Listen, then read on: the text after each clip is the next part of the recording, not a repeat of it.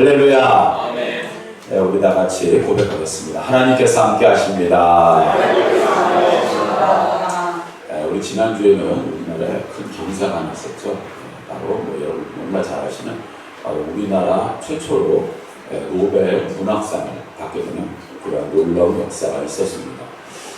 예전에 고 김대중 대통령께서 이제 그 노벨 평화상을 받을 때마다도 정말 엄청난 큰 이슈였는데 지난주에 노벨 문학상 또한 정말 우리나라에 정말 큰 경사가 아닌가라는 그런 생각을 하곤 합니다.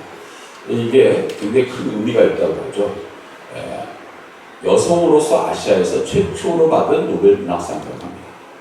그것만 하더라도 정말 대단한 거고요. 세계 3대 문학상이 있습니다. 세계 3대 문학상이 있는데 뭐 제가 기억하는 거는 부커상이라는 상 하나 기억합니다. 근데 뭐 프랑스에서도 있고 뭐 또 한 군데에서 세 개가 소유하는 이 3대 문학상인데 이 3대 문학상 중에서 두 문학상을 수상했어요. 한 사람이 여러분들 아시는 바로 한강 바로 이 소설가죠. 근데 나머지 하나는 자연스럽게 받고 싶어도 받지 못합니다. 왜냐면 이게 프랑스에서 주는 건데 프랑스에서 주는 거는 프랑스 사람만 받을 수 있답니다. 그러니까 실질적으로 말 그대로 전 세계 문학상을 다 휩쓴 사람이 바로 이 한강 소설가예요. 정말 대단한 그러한 분이 아닐 수가 없죠. 이분이 이게 그 수상을 하게 된 그 상황 속에서 보면 사실 이분의 그러한 어떤 그 노력 뭐 그런 것도 있었겠지만 사실 이분보다 사실 더 유명하신 분은 사실 그 아버지입니다. 그러니까 아버지도 유명한 소설가죠. 아재아재 바라아재라는 그러한 영화로도 만들어졌던 그 소설을 쓰신 우리나라에 아마 굉장히 유명한 소설가인 걸로 알고 계십니다. 이 아버지가 딸보다도 이 아버지에 대한 관심이 더 많아지고 이 아버지가 인터뷰를 대신 거의 하다시피 하면서 이 딸에 대한 그런 자랑스러움을 비치는 그런 모습을 보게 됐습니다. 내가 그 자녀에게 해준 것 같고 그렇지만 그 자녀가 그렇게 성공한 모습을 뿌듯해하는 그런 인터뷰를 들으면서 문득 이런 생각을 갖게 되었습니다. 참 부모와 자식 우리가 자식이 부모를 안 닮고 싶어도요 결국 닮아가게 됩니다. 우리 둘째 아들이 오늘도 요새 기숙사 생활을 하고 있어요. 오늘은 이제 그러다 보니까 기숙사에서 오게 됐는데 뭐 하나 이렇게 봉지를 하나 쫄락쫄락 들고 왔어요. 그러더니 엄마한테 띵 내려오면서 엄마 빵이야 먹어 그러는 거예요. 근데 그러면서 보니까 이렇게 베이글 하나를 사왔더라고요. 그러니까 보니까 이제 학교 아니라 이제 기숙사 근처에서 이제 산 빵인 것 같아요.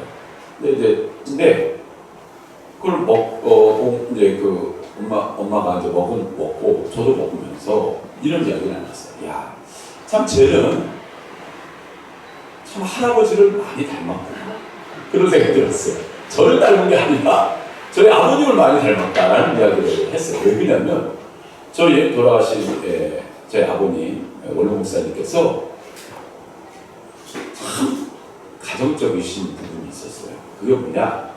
집에 오실 때 그냥 오시는 법이 별로 없었어요. 어디를 가면 꼭 뭐 하나씩 사들고 오셨어요. 꼭 보면은 제 기억으로는 서울 동대문 시장 옆에 보면 광장시장이라고 있죠.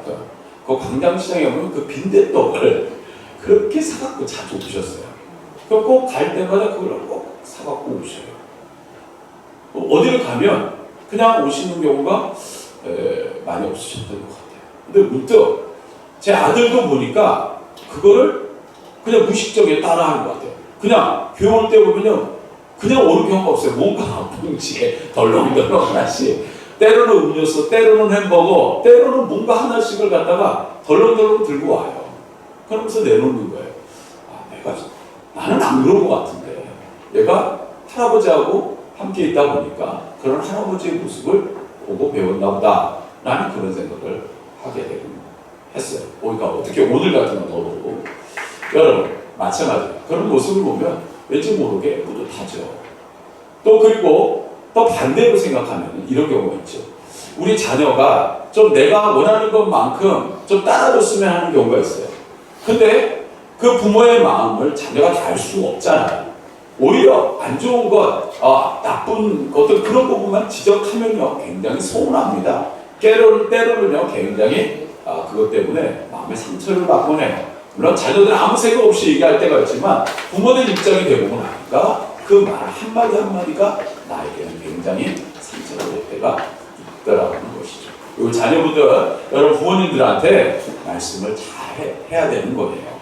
말 한마디가 그냥 때로는 우리 부모가 때로는 나에게 너무 잘해주다 보니까 때로는 친구처럼 돼요. 정말 친구처럼, 때로는 뭐 이웃처럼, 때로는 내 형제처럼 그렇게 서스러 먹게 하시는 분들도 계시지만, 그러나 부모님에게는 때로는 부모님께 잘해드려야 돼요. 말씀 한마디 한마디가 그 부모님에게 얼마나 때로는 용기도 주고요, 때로는 내가 내 자녀에게 그런 감사, 긍지를 느끼곤 합니다.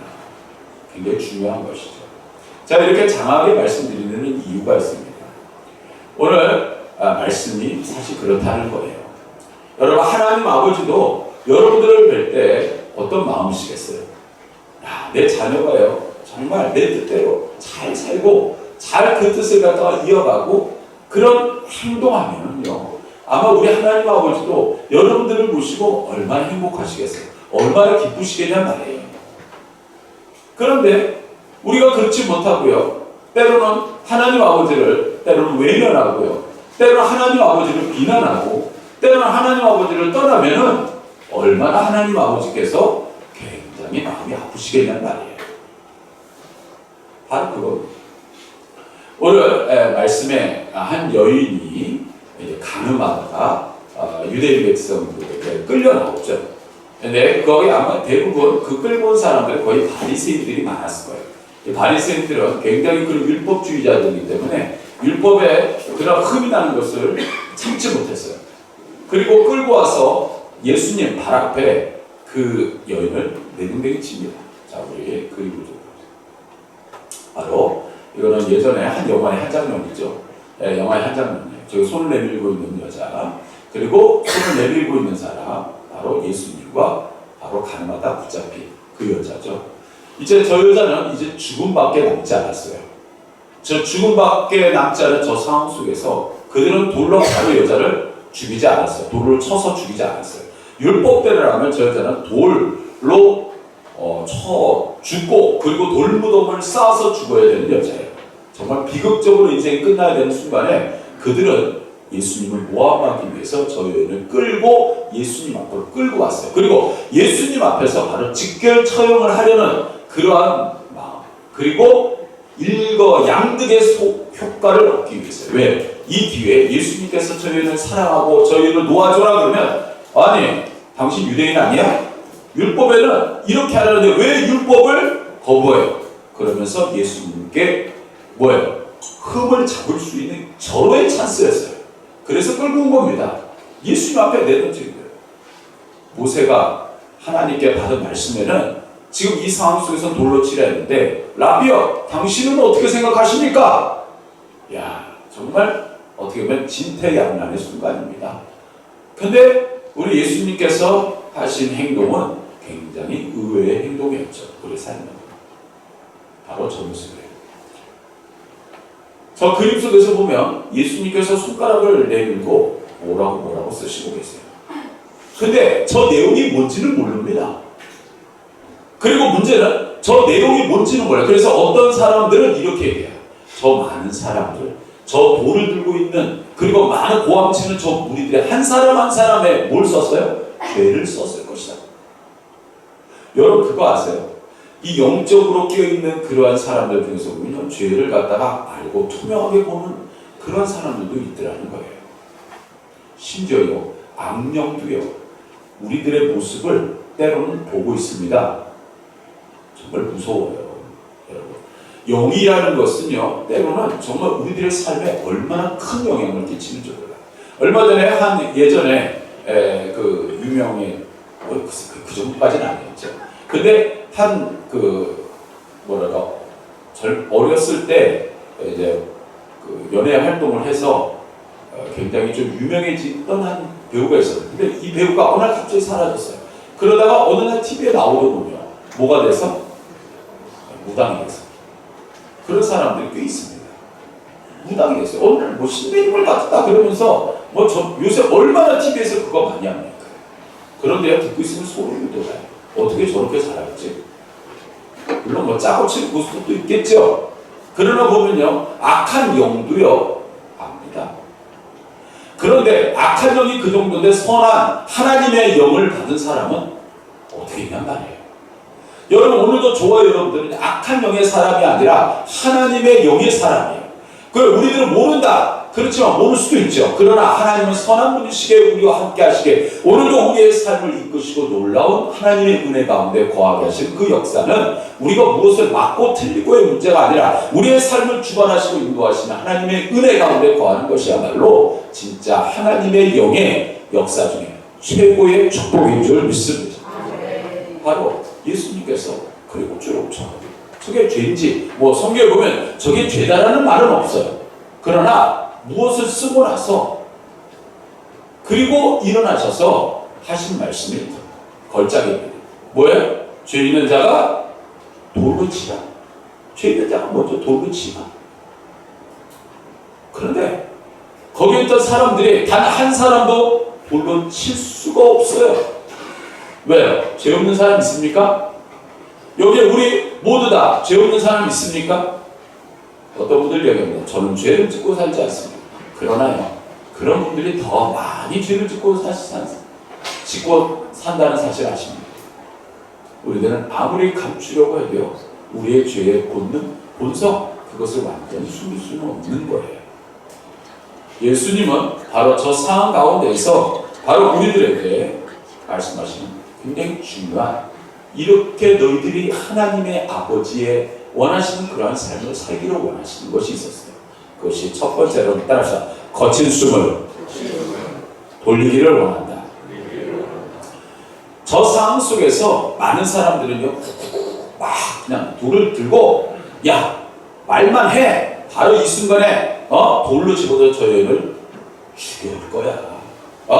율법을 갖다가 감히 이러면서 아주 기회 그 순간, 그러면서 그들은 저 상황 속에서 바로 뭔가 그 분노를 표출할 수 있는 그러한 것을 원했다라는 거예요. 여러분, 그 상황 속에서 예수님은 아무 말씀도 안 하시고 저 상대로라면 예수님은 한마디도 안 하시고 글부터 쓰셨다는 거예요. 뭐예요? 한 템포 늦췄다는 거예요. 어떤 분들은요, 이 화가 치면 그냥 바로바로 쏟아내시는 분들이 있어요. 바로바로 쏟아내지 않으면 못 사시는 분들이 있어요. 그러면 그래서 꼭 뒤에서 하시는 말이 있죠. 나는 이렇게 살지 않으면 안 돼. 그런 분들의 특징이 꼭 그래요. 그런데 돌아가실 때까지 그렇게 살겠어요. 주변에 있는 많은 분들에게 상처를 주며 살겠어요. 심지어 제가 아시는 목회자분들 중에서 그런 분들도 있어요. 보면 이게 분노가 차면요, 다이렉트로 뭔가 쏟아내야 돼. 쏟아내지 않으면 못 살고, 그러고서 주변에서 나중에 그걸 좀 이해해 주길 바라는데, 상처 다 주고 나서 이해가 됩니까? 그분 옆에 누구도 안 갑니다. 왜? 말만 하면 상처를 받으니까. 여러분, 혹시나 혹시 주변에 그런 분들 계시나요? 오늘 예수님께서는 거친 호흡 그리고 흥분된 상태를 가라앉으라고 말씀하고 계세요. 여러분, 오늘 우리들은요, 뭔가 좀 진정해야 돼요. 뭔가 이렇게 좀 차분해져야 돼요. 뭔가 진정하고 차분해지는 그러한 생각보다 뭔가를 갖다가 뭔가 막 분노, 막 흥분된 상태로 그것이 내 인생의 가장 어떻게 보면 살아있는 그러한 활기처럼 생각하시는 분들이 있는데, 그거는 잘못된 겁니다. 오늘 우리들은요, 하나님 앞에 나와서 내 안에 있는 어떻게 보면 죄된, 그리고 흥분, 어떤 그러한 폭주된 그런 마음을 주님 앞에서 우리가 가라앉을 필요가 있다는 것이에요. 이스라엘 백성들이 가나안 땅에 들어가는 과정 속에서 그들은요, 툭하면 원망했어요. 불평했어요. 그러면서 그들이 어떻게 했어요? 모세를 굉장히 괴롭혔어요. 그러니까 모세도 나중에는 참지 못해서 어떻게 됩니까? 똑같이 성경에 보면요, 모세가 온유한 자라고 되어 있는데 모세가 나중에는 그것을 참지 못했어요. 두 가지의 것이 성경에 보면 기록되어 있죠. 첫 번째는 하나님이 주신 그 법궤를 들고 내려왔어요. 그것을 갖다가 집어던진 것과, 두 번째는 하나님께서 이스라엘 백성들에게 물을 주라 했을 때 벽이 아니라 바위를 돌로 치라고 했을 때 하나님의 말씀을 어기고, 그리고 그 바위를 치는 사건 속에서 그는 험한 말과 그리고 말씀을 어기는 가운데에서 결국 모세도 약속의 땅으로 들어가지 못하는 그러한 어처구니 없는 결과를 얻게 되었다는 사실입니다. 오늘 우리들은요, 바로 하나님 앞에 뭔가 좀 그러한 진정한 그러한 마음을 가질 필요가 있다라는 사실이에요. 분을 낸다라는 것, 그런 남을 미워하는 것, 오늘도 보면 나도 모르게 습관화되어 있는 그런 모습들이 있다는 것이죠. 근데 그런 분들의 특징이 뭡니까? 그런 으로 인해서 내가 위로를 받고 싶어 하는 것 같아요. 그러나 그것은 아니라는 거죠. 알게 모르게 우리들은 그렇게 사는 게 바른 것처럼 살게 돼 있는, 살아왔는데 성경에는 그렇게 말하고 있지 않아요. 저 순간에 우리들은 주님의 마음을, 주님께서 주시는 그 상황, 그 여건, 그 모든 것을 우리가 돌아보고 우리들은 그 모든 것을 뭔가 좀 한 템포를 좀 주저앉힐 필요가 있다는 사실. 우리 다 같이 성경 말씀 찾아보겠습니다. 요한복음 20장 22절. 자, 요한복음 20장 22절. 자, 184페이지, 신약성경 184페이지. 예수님께서 부활하시고 그리고 제자들을 찾아오십니다. 제자들은 그 상황은 어떤 상황이었어요? 굉장히 두려움에 떨고 있는 상황이었어요. 이제 우리들도 예수님처럼 십자가형 당하지 않을까, 죽임을 당하지 않을까 하는 순간에 예수님이 찾아오시고 얼마나 놀랐겠어요. 그때 하신 말씀이 이 말씀이에요. 자, 22절 읽겠습니다. 시작. 이 말씀을 하시고 그들을 향하사 숨을 내쉬며 이르시되 성령을 받으라. 자, 따라합시다. 성령을 받으라. 예수님께서 성령을 받으라 하시기 전에 뭐라고, 무슨 표현이 나와요? 숨을 내쉬기. 굳이 숨을 내쉬며라는 단어를 쓸 필요가 있겠네요. 여러분, 성경에 성령이라는 표현, 구약에는 나오지 않습니다. 하나님의 영이라는 표현을 쓰죠. 이 하나님의 영의 표현이 성경의 구약에 제일 먼저 나오는 단어와 동일한 단어로 쓰인다는 거 아십니까? 그게 뭐냐? 하나님께서 천지를 창조하시고 수많은 것을 만드시고 그리고 마지막 날 무엇을 만드셨어요? 사람을 만들었죠. 사람을 만들고 하신 행동이 있어요. 뭘까요? 그 코에 생기를 불어 넣으시사. 근데 그 생기라는 말이 히브리어로 르하흐입니다. 르하흐라는 뜻이 무슨 뜻인지 아십니까? 호흡이라는 뜻입니다. 호흡이라는 뜻이에요. 하나님의 영이 그 코에 들어간과 동시에 뭐야? 사람이 살아나게 됐다. 오늘도 하나님의 영이 그들에게 임하는 순간 뭐예요? 즉 그들의 모든 것이 회복되고 치유되는 그러한 역사가 일어나게 되는데, 그 순간에 성령을 받는 그 전에 호흡을 감으시고 숨을 한번 쉬시고 그리고 말씀하셨다. 오늘 저와 여러분들의 삶 가운데에서 바로 그러한 순간들이 있어요. 내가 걷잡을 수 없는 그러한 분노로 쌓여질 수 있는 그러한 시간들이 있어요. 오늘 그럴 때마다 주님의 마음을, 주님이 하신 쓰신 저 상황을 우리가 기억하면서, 또한 예수님께서 두려워 떠는 제자들에게 성령을 받으라 하시기 전에 숨을 내쉬었던 것처럼 우리의 삶을 한 템포 늦춰가며 하나님께서 주신 그런 은혜와 사랑으로 그 모든 것을 넘어갈 수 있는 그러한 사랑하는 성도들이 되시기를 주님의 이름으로 축원합니다.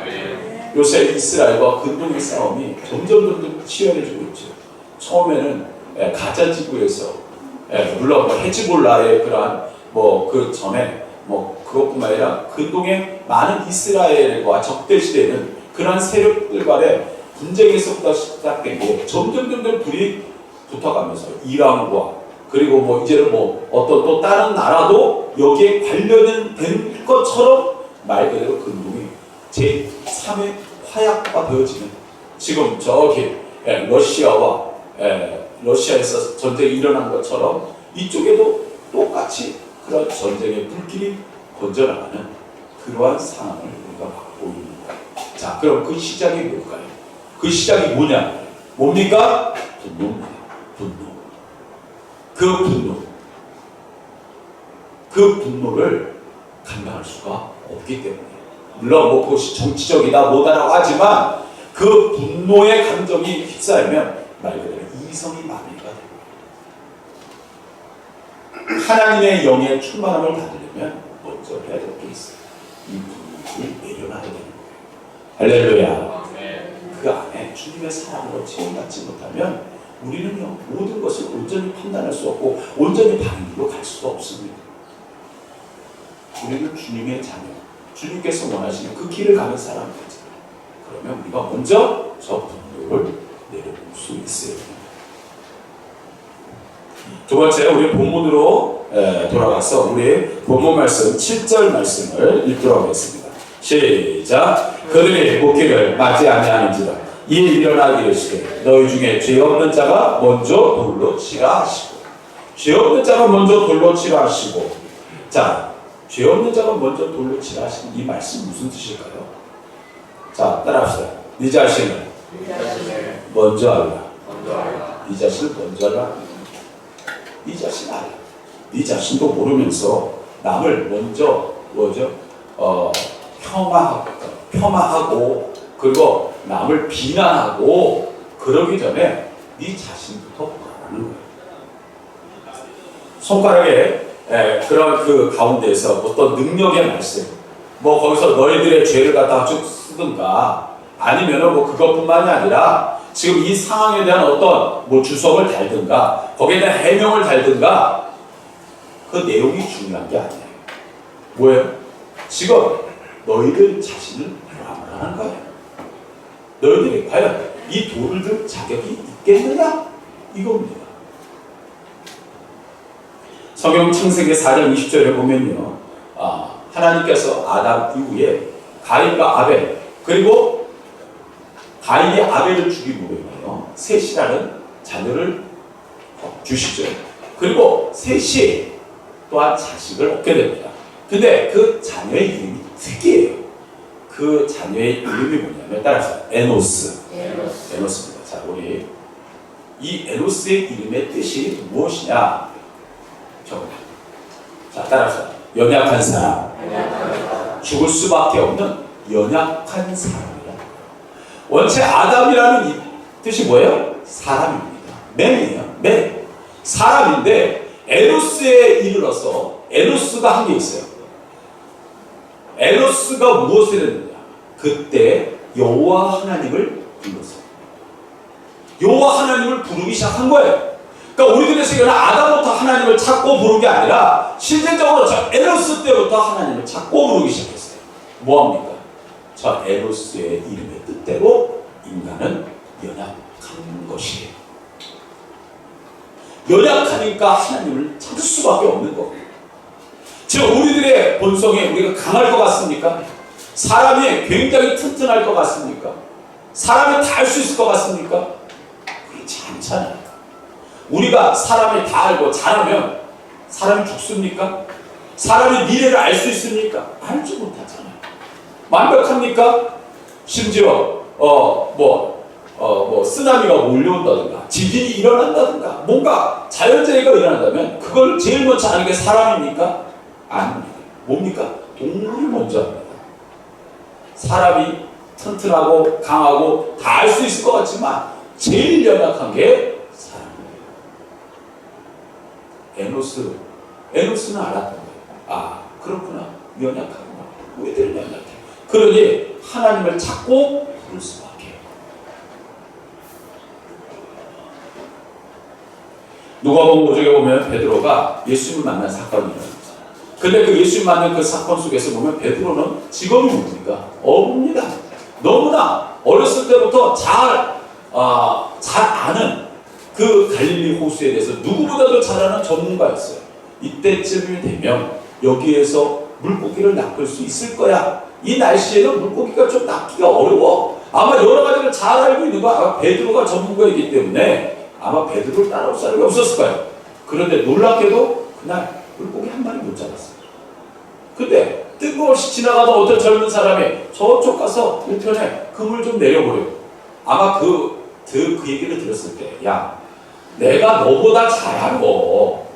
우리나라 사람들이 유난히 그렇잖아요. 이 선배의식이 되게 강하잖아요. 이 서열도 중요하잖아요. 야, 내가 여기서 짬밥이 몇 년인데 내가 네 얘기를 들어야 되니?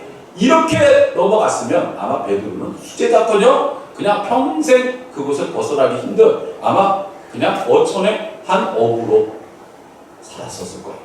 그런데 놀랍게도 그 말대로 따라했더니 뭐예요? 그물이 찢어질 만한 어마어마한 물고기를 낚게 되었다는 사실. 그때 베드로가 깨달은 게 있었어요. 베드로가 저 사람은 하나님의 아들이시구나를 깨달았을까요? 아니에요. 성경에 보면요, 베드로가 그리고 나서 예수님 앞에 무릎을 꿇습니다. 그러면서 뭐라고 얘기하냐면 저는 죄인이로소이다. 자, 따라서 저는 죄인이로소이다. 갑자기 전혀 상관없는 이야기를 하기 시작한 거예요. 왜 그랬을까? 왜 그랬냐면 그가 예수님을 만나고 나서 물고기를 잡고 안 잡고의 문제가 아니라 그 상황 속에서 그는 그 자신을 돌아보게 된 겁니다. 나는 정말 연약한 사람이구나. 나는 정말 보잘것없는 사람이구나. 가장 중요한 것은 나는 죄인이었다라는 것을 하나님께서 깨닫게 하셨다는 사실. 할렐루야. 오늘 이 시간은 어떠한 시간? 하나님의 말씀이죠. 그러나 저는 말씀을 여러분들에게 이렇게 말씀드리고 싶어요. 말씀은 곧 거울이다. 거울은 여러분들 자신을 비춰보는 거예요. 내가 오늘 이런 모습을 하고 정말 예쁘게 잘 꾸미고 잘 멋있게 하고 나가는 필요한 게 거울 아니겠어요? 그런데 여러분들 이 시간 여러분들 거울이 있습니다. 여러분들의 안에 있는 내면을 밝혀줄 그 거울, 과연 그 거울을 비춰졌을 때 과연 여러분들은 하나님 앞에 어떠한 마음, 내 자신을, 내 생각을 어떻게 하나님 앞에 놓을 수 있겠는가? 우리는 자신할 수 없어요. 그러니 예수님께서 네 자신을 먼저 알고 내 자신을 먼저 알지도 못하면서 남을 비난하게 바꿉니다. 여러분, 예수님 믿는 사람들이 어느 날 보면요, 예전에 그런 이야기를 들은 적이 있어요. 똑같이 이야기를 막 해요. 막 그러면서 그냥 너 교회 다니지 뭐 그러면서 막 그러면서 막 그거 뭐 저리건데 나중에 딱 가면서 나중에 그 친구가 딱 가고 나서 그 나머지 친구들이 뭐라고 하냐면 이런 이야기를 합니다. 야, 예수 믿어도 별거 없네. 예수 믿어도 별거 없네. 뭡니까? 똑같이 욕하고 똑같이 싸우고 똑같이 남 비난하고 그게 뭡니까? 우리가 예수를 믿는 어떤 그런 상황 속에서 하나님 앞에 우리들 자신의 모습을 돌아봤을 때 우리들이 내 자신도 제대로 못하면서 남을 비난고 하든 조롱고 하고 그것은 아닙니다. 물론 그 누구도 완벽할 수는 없어요. 그러나 연약하기에 오늘도 주님의 손을 붙잡으시기를 주님의 이름으로 축원합니다. 네덜란드의 화가 레브라트라는 사람이 있어요. 말년에 성경에서 소재를 찾아서 예수의 깊은 세계를 표현했던 사람이 렘브란트입니다. 굉장히 유명한 화가죠. 근데 그가 한 작품을 판화를 만들게 돼요. 그게 이름이 뭐냐? 십자가에 못 박힌 예수님이에요. 그런데 그가 그리고 나서 굉장히 인상 깊은 부분을 하나를 그렸어요. 자, 그림을 보세요. 자, 이겁니다. 나바제는 렘브란트의 판화예요. 이 렘브란트의 판화 이 제목이 바로 십자가에 못 박힌 예수님이에요. 그런데 여러 가지 그러한 그림들이 있는데 저 그림들 속에 사람들이 있는데 저기 동그라미를 친 한 사람이 있죠. 나중에 렘브란트가 저 그림을 그리고 나서 이렇게 얘기합니다. 저 많은 사람 중에 저기 안에 있는 저 사람이 바로 저입니다.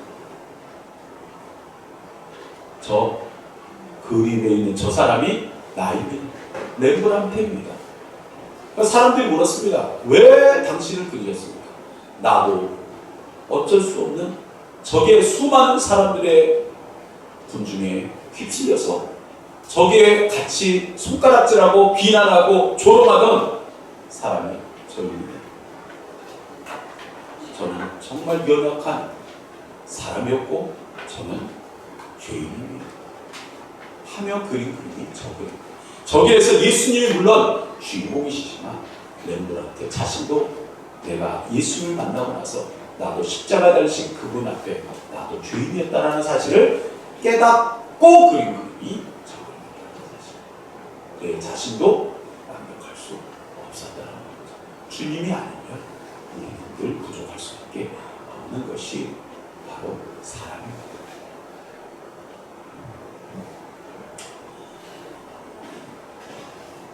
자, 이제 마지막으로 우리 본문 말씀 9절에서 10절 말씀을 우리 읽겠습니다. 9절에서 10절 말씀 읽겠습니다. 시작. 그들이 이 말씀을 듣고 양심의 가책을 느껴 어른으로 시작하여 젊은이까지 하나씩 나오고 오직 예수와 그 가운데 서는 여자만 남았더라. 예수께서 일어나서 여자 외에 아무도 없는 것을 보시고 이르시되 여자여 너를 고발하던 그들이 어디 있느냐? 너를 정죄한 자가 없느냐? 이제 여인에게 묻습니다. 야, 너희들 지금 주변에 다 돌고 널 죽이겠다는 사람 다 어디 있냐? 그러니까 다 돌 내려놓고 조용히 다 떠났어요. 스스로 예수님 앞에 정말 고함치며 이 기회다 했던 그 사람들은 더 이상 말할 자격이 없는 거예요. 다 돌 내려놓고 다 갔어요. 다 가버렸다는 거예요. 그러면서 예수님께서 우리 11절도 읽겠습니다. 시작. 대답하되 주여 없나이다. 예수께서 이르시되 나도 너를 정죄하지 않으니 가서 다시는 죄를 범하지 말라 하시니 나도 너를 정죄하지 않겠다는 거예요. 너를 치지 않겠다는 거예요. 벌하지 않겠다는 거예요. 그러니 용서해 줄 테니까 너가 이제는 죄 짓지 말고 가서 잘 살라는 거예요. 여러분, 오늘 우리들은요 하나님 앞에 살아가면서 사랑하고 위로해주고 소망주고 우리가 주님께서 원하시는 그러한 삶을 우리들은 생각합니다. 그런데 예수님께서 왜 이런 말씀을 하셨을 때 결국은 나도 너를 정죄하지 않겠다고 했어요. 예수님은 우리를 위하여 십자가를 지셨죠. 그 십자가를 지신 그 놀라우신 은혜와 사랑 가운데 우리가 구원을 받을 수 있었다라는 거예요. 어떤 분들은 그렇습니다. 아니 2000년이 지난 지금의 그것이 무엇이 묻던 의미가 있겠냐. 여러분, 만약에 그 의미와 어떤 그 사랑이 없다면 아마 지금 우리들 살아가는 삶은 굉장히 지옥과 같은 삶이 될 수밖에 없어요. 왜 그럴까요? 아까 말씀드린 것처럼 남을 비난하고 헐뜯고 조롱하고 깔아뭉기고 그리고 남을 짓밟고 올라서고자 하는 그러한 본능을 우리들 스스로가 감당하기 어렵습니다. 만약에 그것을 다 하고 살면은요 어떻게 됩니까? 이 세계는 아까 말씀드린 것처럼 지옥이 될 수밖에 없는 거예요. 그런데 예수님께서 이 땅에 오셨어요. 낮은 자의 모습으로 그리고 몸소 그 사랑의 모습을 보여주셨고 그리고 몸소 자기 몸을 희생하고 그 십자가의 놀라우신 보혈의 은혜로 우리가 구원함을 얻을 수가 있었어요. 그런데 구원함을 얻은 우리들이 과연 과거의 삶을 따라 그대로 살아가는 것이 맞겠냔 말이에요. 오해해야 될 거예요. 하나님을 만나면 이제 따라서 너는 하나님의 사람입니다. 따라서 나는 하나님의 사람입니다. 성경에 사도 바울이 뭐라고 하냐? 너 하나님의 사람아. 자, 따라서 너 하나님의 사람아. 초대교회 교인들한테 너 하나님의 사람아라고 부르고 다녔어요. 이제는 세상 사람이야. 너희들은 이제 하나님의 사람이야. 우리들에 대한 정체성을 확실하게 밝혀주고 있는 거야. 이제 우리들은 하나님의 사람이야. 그럼 하나님의 사람에 맞게끔 살아갈 수 있어야 되는 거 아니겠냐. 오늘 우리들은 예수를 믿고 그리고 변화된 하나님의 사람이 되어야 된다는 것이. 우리 다 같이 성경 말씀 한번 더 찾아보겠습니다. 고린도전서 15장 8절에서부터 11절 281페이지 신약성경 281페이지. 자, 신약성경 281페이지. 자, 고린도전서 15장 8절에서부터 11절. 자, 제가 한 절, 여러분 한 절 교독으로 읽겠습니다. 맨 나중에 만삭되지 못하여 난자 같은 내게도 보이셨느니라.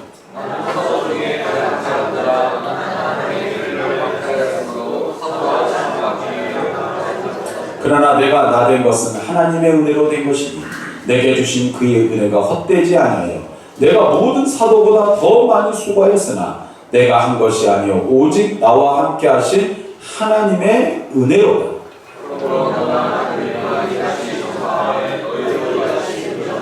할렐루야. 사도 바울은 만삭되지 못하여 난자 같은 사람이 나였다라고 고백하고 있어요. 나는 정말 부족한 사람이다라는 거예요. 그러한 사람을 주님께서 만나주셨어요. 그리고 그의 인생이 무엇이 완전히 바뀌게 됐어요. 이제 하나님의 교회를 핍박하던 자가 하나님의 교회를 세워가는 사람으로 인생이 바뀌게 되었다는 거예요. 예수님을 만나고 나서. 오늘도 저와 여러분들이 예수님을 만나고 있어요. 그러면 우리가 이제 만나고 나서 우리들의 생각과 삶이 변화가 되어야 된다는 사실이죠. 그러면서 우리들은 이렇게 얘기합니다. 이 모든 것이 하나님의 은혜였습니다. 오늘 우리들은 그런 하나님의 은혜 가운데 살아가고 있는 거예요. 그리고 하나님의 은혜 가운데 살아가는 그 인생이야말로 우리에게 주신 가장 큰 축복입니다.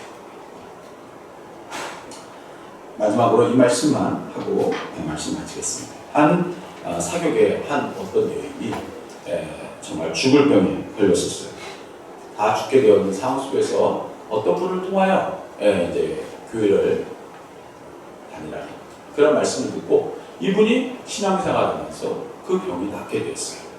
병이 낫게 되고 나서 그리고 그 집 굉장히 부유하기 때문에 너무나 이 남편이 기뻐서 소위 얘기하는 축하 파티를 하게 됩니다. 축하 파티를 하게 돼서 수많은 사람들이 모였어요.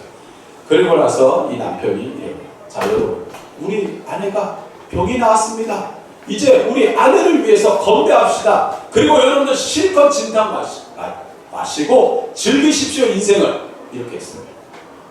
그런데 남편이 딱 그렇게 얘기하고 나서 조금 있다가 그 아내가 앞에 나왔어요. 뭐라고 했냐면 이렇게 이야기합니다.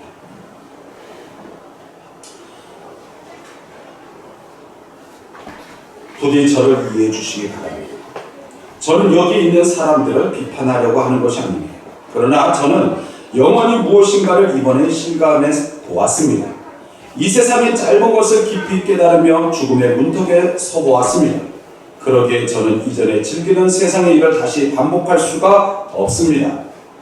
저는 어릴 적 어머님께서 농사를 짓다가 손이 잘려서 피를 흘리는 모습을 본 적이 있었습니다. 너무 고통스러워 피를 토하는 것도 본 적이 있습니다. 아버지가 다쳐서 피 흘리는 것을 본 적이 있습니다. 집안이 경제적으로 어렵고 여러 가지가 문제 있어도 그 부모님의 피의 수고와 은혜를 생각하며 빗나갈 수가 없었습니다. 그런데 말입니다. 제가 예수님을 믿고 난 후 돌아보니 그 십자가의 보혈의 은혜를 수없이 저버린 적이 너무나 많았음을 발견하게 되어지는 것을 제가 깨달았습니다. 육신의 어머니의 피의 은혜를 저버리지 않으려고 하면서도 목숨과 모든 살과 피 흘려 나를 위해 십자가를 져주신 주님의 은혜를 너무 쉽게 잊어버리고 그의 합당한 삶을 살지 못하였던 것들이 큰 죄임을 깨닫게 되면서 가슴이 너무 아픕니다. 여러분들 이 시간 여러분들 제 자신을 여러분들에게 이렇게 고백하고 싶습니다. 여러분들 이해해 주시기 바랍니다. 이렇게 말을 했다고 합니다. 여러분 오늘 저와 여러분들이 주님 앞에서 살아갑니다. 주님을 만나고 나서의 그러한 삶 우리들의 삶은 뭔가 특별해진 삶을 살고 있는 것입니다. 오늘 본문 말씀에 보면 우리가 다 읽진 않았지만 11절 말씀 이어서 12절에 이런 말씀이 나옵니다. 예수께서도 말씀하여 이르시되 나는 세상의 빛이니 나를 따르는 자는 어둠에 다니지 아니하고 생명의 빛을 얻으리라. 바로 이 사건 이후에 예수님께서 하신 말씀이에요. 나를 따르는 자들은 따라합시다. 생명의 빛을 얻으리라. 오늘 그 생명의 빛을 얻은 삶을 살고 계실 줄 믿습니다. 날마다 그 은혜 더하시기를 주님의 이름으로 축원합니다.